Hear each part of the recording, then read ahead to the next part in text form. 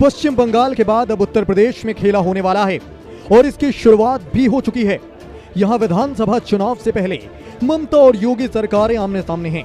दरअसल हुआ यूं कि अलीगढ़ में बीजेपी के नेता को गिरफ्तार करने अचानक बंगाल पुलिस पहुंच गई। बीजेपी नेता का नाम योगेश वार्ष्णेय है। यहां उनके समर्थकों ने बंगाल पुलिस के साथ गुंडागर्दी करते हुए उन्हें पीट भी दिया, जिसके बाद शुरू हुआ हंगामा। दोनों राज्यों के नेता आमने सामने आ गए।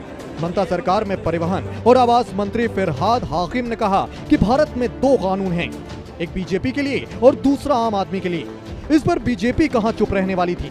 केंद्रीय राज्य मंत्री कौशल किशोर ने जवाब देते हुए कहा कि बंगाल सरकार के मंत्री सिर्फ बयानबाजी ही कर रहे हैं।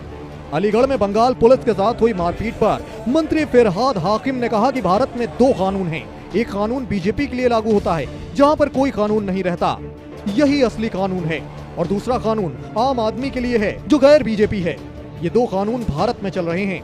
हाकिम ने आगे कहा कि बीजेपी के साथ हैं तो कुछ भी कर लीजिए, चाहे दिल्ली का दंगा हो या मुख्यमंत्री का गला काटने की धमकी, कुछ भी कर लीजिए। योगी राज की पुलिस के सामने हुआ और हमारे महामहिम राज्यपाल चुप बैठे हुए हैं। वहीं केंद्रीय राज्य मंत्री कौशल किशोर अलीगढ़ के अपने बीजेपी नेता के समर्थन में हैं। उन्होंने कहा कि स्थानीय पुलिस के बिना अगर कोई बाहर के राज्य की पुलिस जाती है तो ऐसी घटना अक्सर हो जाती है। अगर किसी भी राज्य में कोई भी कानून के तहत मुकदमा दर्ज है तो उसे मुकदमे के तहत ही कार्रवाई होनी चाहिए। एफआईआर कितनी सही है या किस व्यवस्था के साथ दर्ज की गई है, ये तो देखने के बाद ही मालूम हो सकेगा। कौशल ने आगे कहा कि बंगाल सरकार के मंत्री सिर्फ बयानबाजी ही कर रहे हैं। कानून के तहत कोई भी कार्रवाई करने के लिए किसी भी राज्य में कोई प्रतिबंध नहीं है। चलिए अब आपको बताते हैं कि पूरा मामला आखिर कहां से शुरू हुआ। दरअसल 2017 में भारतीय जनता युवा मोर्चा के पूर्व मंडल अध्यक्ष योगेश वार्ष्णेय ने ममता बनर्जी के सिर पर 50 लाख का इनाम रखा था। कहा था कि जो ममता बनर्जी का सिर कलम करके लाएगा उसे ये रकम दी जाएगी।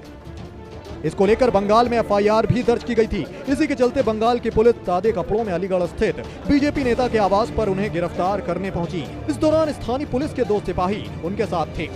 मौके पर बीजेपी नेता के समर्थकों ने पश्चिम बंगाल पुलिस की टीम के लोगों को बंधक बना लिया और उसके साथ मारपीट भी की। हालांकि हंगामे की सूचना पर पहुंची स्थानीय पुलिस ने बामुश्किल समझा बुझा कर मामला शांत करवाया।